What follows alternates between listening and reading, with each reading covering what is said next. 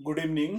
भौतिक की किरचॉफ के नियम पर आधारित एक और प्रॉब्लम के साथ प्रदर्शित नेटवर्क परिपथ में धारा I1, I2 व I3 का मान ज्ञात कीजिएगा। तो जैसे इस प्रश्नों को करने के लिए आप ध्यान दीजिएगा कि आपको विभिन्न प्रकार के जो भुजाएं हैं उन भुजाओं में सबसे पहले जो धाराएं हैं वो धाराएं देखनी है कि किन भुजाओं में कौन कौन सी धाराएं बह रही है। अब सबसे पहले हम बात करेंगे तो ध्यान देंगे कि कैसे हमने स्टेप को आगे बढ़ाना है और कैसे हमने लूपों को आगे बढ़ाना। तो सबसे पहले हम देखेंगे कि उस बिंदु की को देखिए जहां पर धाराएं मिल रही हों। तो वो बिंदु आप यहाँ से अगर इसका आप देखें अवलोकन करें तो बिंदु आप डी देखिए।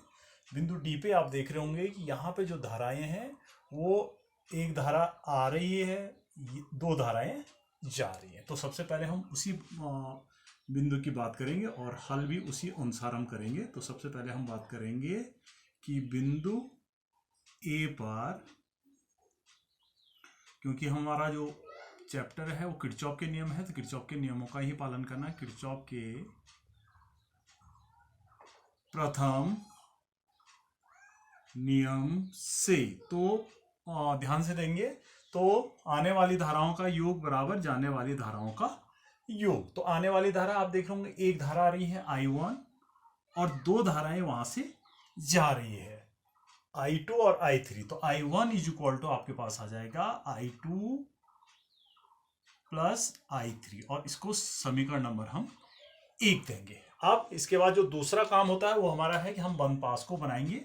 तो क्योंकि तीन आपने आप कह सकते हैं वेरिएबल हमने ज्ञात करने हैं तो तीन समीकरणों की आवश्यकता होगी। तो एक बंद पास हम लेंगे तो बंद पास हम लेंगे ए बी डी ए। बंद पास ये वाला, ये आप कह सकते हैं ये वाला एक आप क्या लेंगे बंद पास लेंगे, इसको आप बंद पास 1 आप कह सकते हैं। ये बंद पास 1 आप लेंगे, इसकी डायरेक्शन हमेशा क्लॉकवाइज हमने लेनी है। तो बंद पास ए का मतलब है ए बी डी ए और इस बंद पास में हम प्रयोग करेंगे किरचॉफ का द्वितीय नियम। तो किरचॉफ का द्वितीय नियम कहता है कि किसी बंद पास के अंदर समस्त बोधताओं का बीजगणितीय योग 0 होता। तो बोधताओं का अर्थ है जहां पर I इंटू वी आए या ई जहां पे हो तो वो सारी आपकी बोधताएं कहलाएंगे। तो सबसे पहले हम इसी चीज पे ध्यान देंगे। तो सबसे पहले हम ए से शुरू करेंगे। तो ए से जो पहली बोधता है वो I1 और 2 वाली बोधता आ रही। तो आप देखिए बंद पास की दिशा ए से बी की ओर जा रही है और धारा की दिशा बी से ए की ओर जा रही है। तो यहां पर जो आप कह सकते हैं I इंटू आर वो हम यहाँ पे क्या लेंगे प्लस लेंगे। तो ये आएगा 2 प्लस 2 I1। नेक्स्ट देखिए दूसरी बोधता यहाँ पे ई वाली बोधता है जो प्लस टर्मिनल से माइनस टर्मिनल की ओर है। तो इसकी वैल्यू -2 लिखेंगे हम। फिर आगे बढ़िए। अब यहाँ देखिए फिर देखिए धारा की जो दिशा है वो डी से बी की ओर है लेकिन हमारा जो लूप है वो बी से डी की ओर आ रहा है। तो यहाँ पर भी आपके पास ये प्लस आ जाएगा प्लस 3I2। ये देखिए 3I2। फिर यहाँ देखिए यहाँ फिर आपके पास ये वाली बोधता आ रही है। ये बोधता माइनस से प्लस की ओर है तो +1 आ जाएगा। 1 वोल्ट है तो 1 आ जाएगा। और ऐसी ये वाली देखिए धारा इसमें I1 बह रही है, ये 1 है और धारा के विपरीत है तो ये प्लस आ जाएगा। तो प्लस आ जाएगा +1I1 इज इक्वल टू 0। इसको रीअरेंज करें तो इसको रीअरेंज करेंगे तो आप देखिए यहाँ से 3I1 plus 3I2 is equal to -1 ये प्लस ये वहाँ जाएगा तो ये आ जाएगा 1। इसको समीकरण नंबर आप 2 देंगे। अब इसी के बाद इसके बाद नेक्स्ट हम फिर बात करेंगे कि बंद पास। नेक्स्ट बंद पास हम लेंगे वो हम लेंगे कौन सा लेंगे, ये ले लीजिए VCDB। यानी कि जो दूसरा हमारा बंद पास होगा वो हम ये वाला लें। तो बंद पास उसको नाम दे देते हैं BCDB में। इसमें भी पुनः किरचॉफ का नियम लगेगा और यहाँ से एक ओर से हम ध्यान देंगे, एक ओर से हम बोधताओं को देखते रहेंगे। तो यहाँ ये माइनस टर्मिनल से प्लस टर्मिनल की ओर आ रहा तो इसको हम +1 लिखेंगे। फिर नेक्स्ट बोधता ये आपके पास धारा की दिशा विपरीत है और हमारा जो लूप है वो बी से ए की ओर हम उसको मान रहे हैं। तो ये 1 है, यहाँ पर बहने वाली धारा I3 है तो ये आपके पास I3 आ जाएगा। फिर वापस देखिए ये वाला ये बोलता आ रही है तो ये I इंटू आर है, ये फिर वापस +3 I3 हो जाएगा। ये वाला टर्मिनल देखिए, ये टर्मिनल मतलब जो आपका सेल लगा हुआ है E3, तो ये आपका प्लस से माइनस की ओर आ रहा, तो ये -3 हो जाएगा। फिर हम लौटेंगे किधर की ओर, डी से बी की ओर, एक बोलता है। अब यहाँ देखिए ये जो दिशा है ये समान है, तो इसको माइनस लेना है, -3I2 बराबर 0। इसको भी रीअरेंज हम करें, तो अगर हम इसको रीअरेंज करेंगे तो ये हमारे पास आ जाएगा 4I3 -3I2 is equal to, ये इसके साथ कटेगा, उधर जाएगा, ये आपके पास 2 आ जाएगा, इक्वेशन नंबर 3।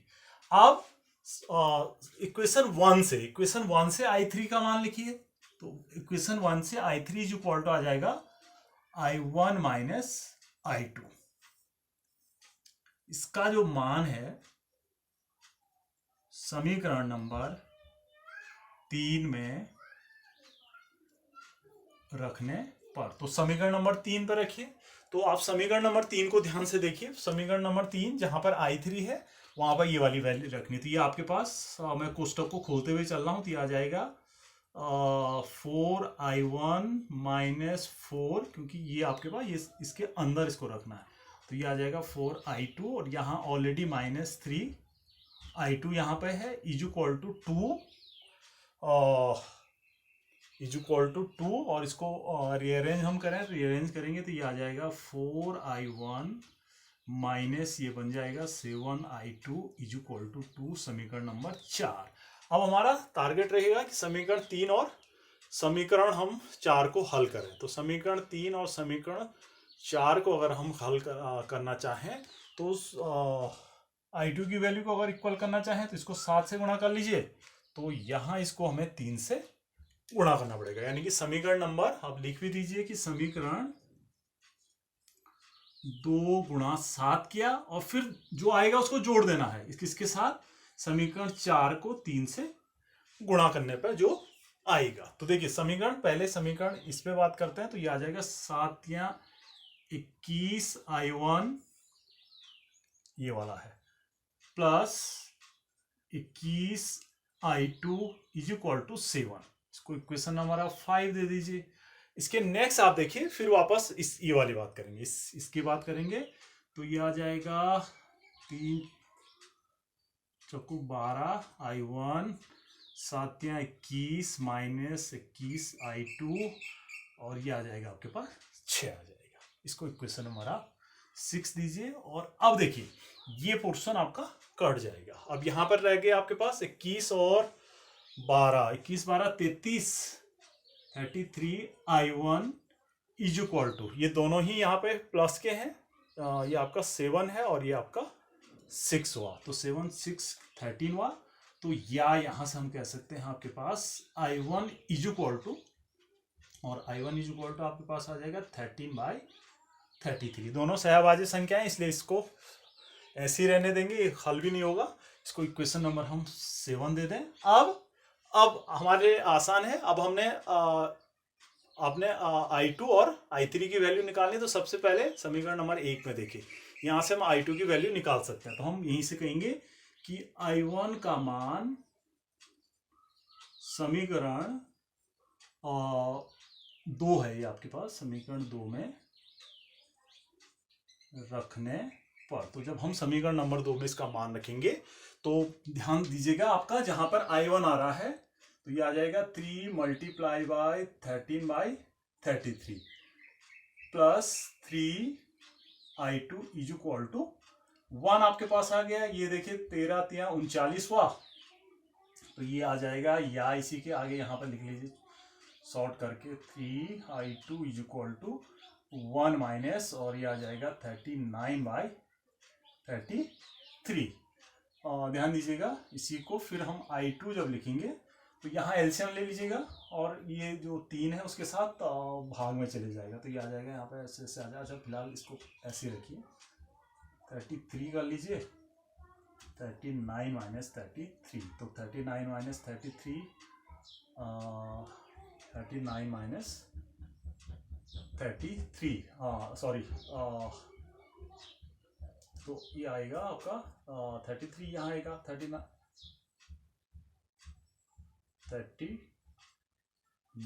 अच्छा, ओके ओके ओके, ये 39, अच्छा ओके ओके, 39 आया, और 39 माइनस ये आ जाएगा, सॉरी, 33 माइनस 39 आ जाएगा, और ये हो गया आपका -6/33 हो जाएगा। यहाँ से I2 की जो वैल्यू है, I2 इज इक्वल टू आ जाएगा -6/33, 1/3 कटेगा ये, तो ये आ जाएगा -2/33। इक्वेशन नंबर आपके पास 8 आ जाएगी। इक्वेशन नंबर 8 बनी आपकी।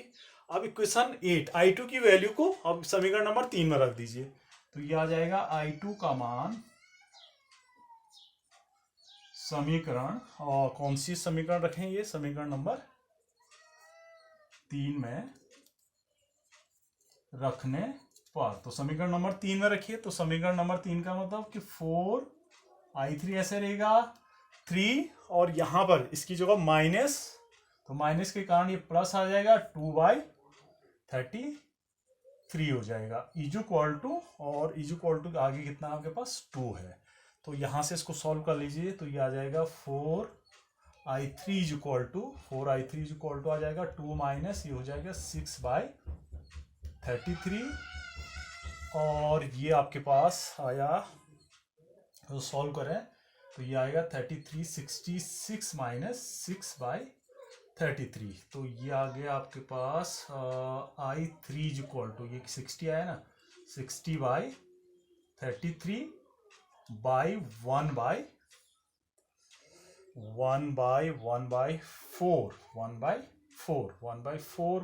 तो ये आ गया आपके पास 15/33। I3 की वैल्यू जो है वो आई है आपके पास 15/I3। इसको इक्वेशन नंबर हम कितना देते हैं, 9, तो यहाँ से हम कहेंगे I1, कौन सी इक्वेशन आ रही हो, इक्वेशन नंबर 7, 8 व 9 से I1, I2, I3, I1, I2, I3, I1 13/33 ampere, I2 आ जाएगा -2/33 एम्पियर, और I3 की वैल्यू आ जाएगा 15/33 एम्पियर, और ये हमारा आंसर होगा। ध्यान से क्वेश्चन को देखेंगे। Thank you.